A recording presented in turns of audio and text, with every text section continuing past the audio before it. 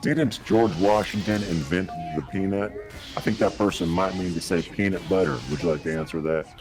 Well, that's going to be again. That's somebody trying to be funny. I could spot that. That's not about President Washington.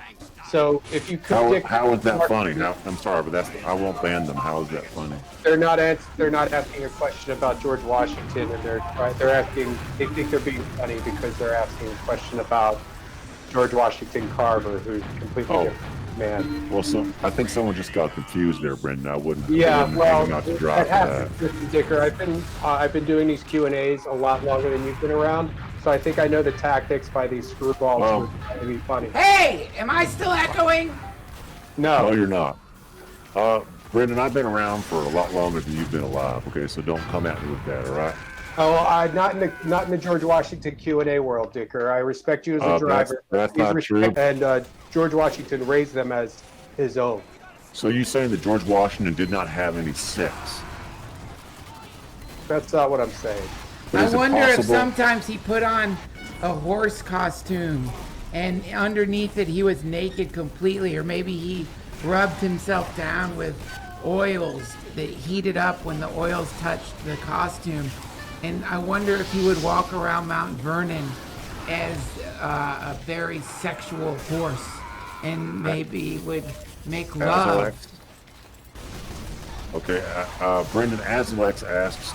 But that wasn't a question. No, let me ask you the formal question. Did George Washington ever wander around the grounds of Mount Vernon in a horse costume, and maybe being completely naked underneath the horse costume, and occasionally rub himself down with something inside the horse costume to have a different sort of feeling? Okay, I'm going to stop you there, Dicker. Is there a way that we can turn Aslak's audio down or off? I know Aslak is controlling the audio. We'll have to ask the tech guy to do that. You are the tech guy, Aslak. Well, then I guess we've got a problem. Well, if you could just please respect the Q&A. We don't have much longer. Okay. I'm sorry. I get it. I get it. No, I understand. Go ahead. You're repressive. I understand what I think my question should count. I know I'm just doing tech here, but I would really like to know, did George Washington go to any masquerades? And if he did go to any masquerades, did he dress as an animal of any kind? And if so, what kind of animal? Did he like the way the costume felt against his body when he got sweaty?